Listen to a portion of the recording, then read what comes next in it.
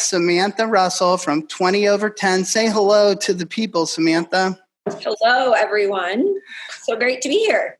Let's jump right into an article I read from you. You said, or the title of the article was, if I was a financial advisor, these are the 8 marketing things that I would do right now. Can you take us through those 1 through 8?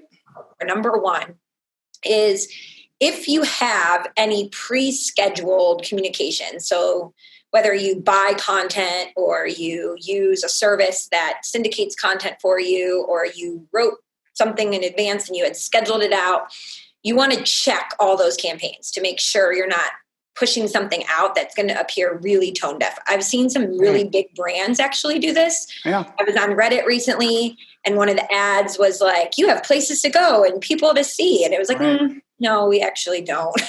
So you want to make sure that any of the language you're using in those communications is going to be appropriate. The second thing is updating your current website to make sure it's reflecting any of the contact information.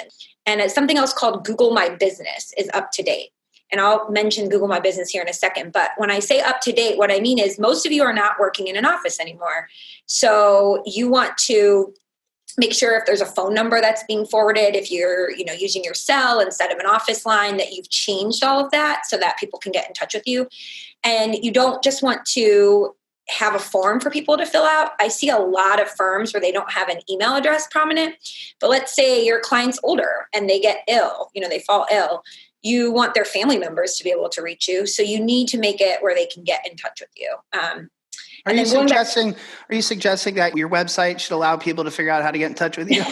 Going back to my earlier point, so Google My Business, if you're on the call right now and you've never set this up for your company, write that down as an absolute must-do when you get off this call. It's a free tool that any business owner can set up, and every single person who owns a business or a website should do this. So it allows you to claim your business on Google and tell Google things that you want it to know about you so that you can help determine when people should find you online. So we have a whole blog post about it on our 20 over 10 blog, which I'll give a plug to, I'm sure, many times throughout this presentation, this webinar. What did you call it? A Zoominar? Zoominar. But yeah, so if you go to blog.20over10.com, you can search Google My Business, and we have a whole checklist for you of what you should do. But it will really make a difference in how people find you online and how well you're ranking. And most advisors don't do it. So if you do it, you're going to, stand above competition. I think retirement plan advisors could maybe scoff a little bit at SEO in terms of, is a committee or decision makers really going to Google to find their next 401k plan advisor? But I think Samantha kind of touched on it. If that was true and they're not, they're surely going to Google you once they've met you to kind of get and vet you out. And that's always true. And so anyways, I agree with that 1,000,000%. And to your point, most people get a list of 2 to 3, 4, 5 at the max names that they're going to seriously consider. And what is the first thing they do? Yeah. They're going to look them up, So, and this kind of leads me into my second point, which is if you are not currently creating content that talks about how you help people. So you want to talk about the problem that potential customers or people that you're selling to have and the solutions you provide that alleviate that problem. That is the story you want to always have in the back of your mind. What is the pain point in the problem that people have and why are they hiring me? And then come up with every article under the sun to address those problems. That's content marketing in a nutshell. And content marketing is really late to the game in our industry as a whole, because people will, I think, always felt like they were giving away secrets if they put too much information out there. But it's the exact opposite. People want to hire someone to do things for them that has already proven themselves to be knowledgeable. You've done really well. And what I've seen from you on the internet is you walk your talk. Like, you're very busy on social. You're always putting stuff out there and valuable stuff. So the content you put out drives value, right? It's actually stuff that people can use, and it from a variety of different subject matter. And I see that as your ethos of what you're doing. And I think more people need to understand that. Keep giving things to people that they can use that are valuable, And then, once in a while, you can tell them about yourself and what you do. But what you really should be doing is giving them things that they want to have. And I see you do that really, really well. And I felt like that's what you're kind of touching on there. Well, thank you for the nice compliment. I mean, at the end of the day, people are going to hire you because you're helpful to them. That's why they're hiring you. You're providing some sort of solution.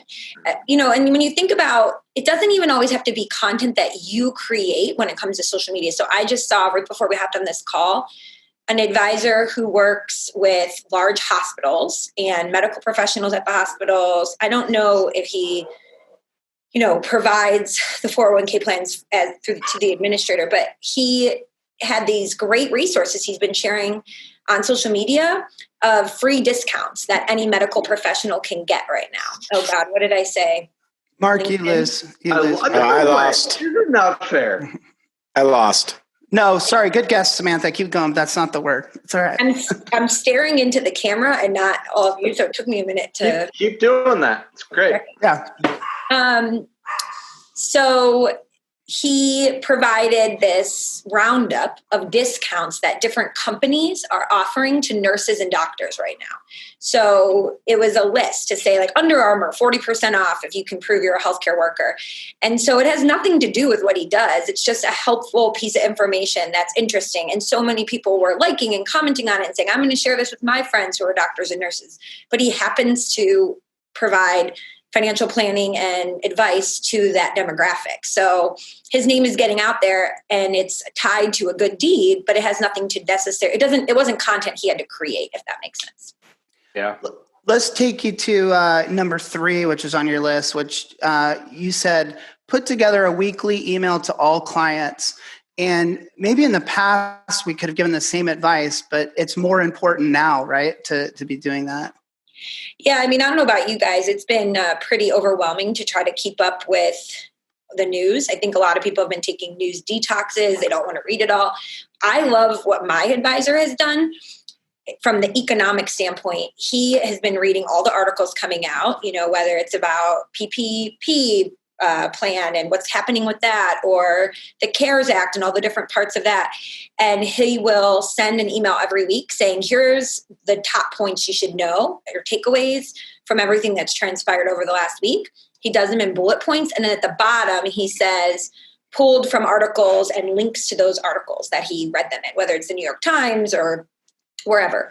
So I don't have to go and read all these articles. He's doing it for me. A tip though, what he does that's very effective is he always will include in those weekly client emails a personal story. So it's something that's not related at all to the markets or the pandemic.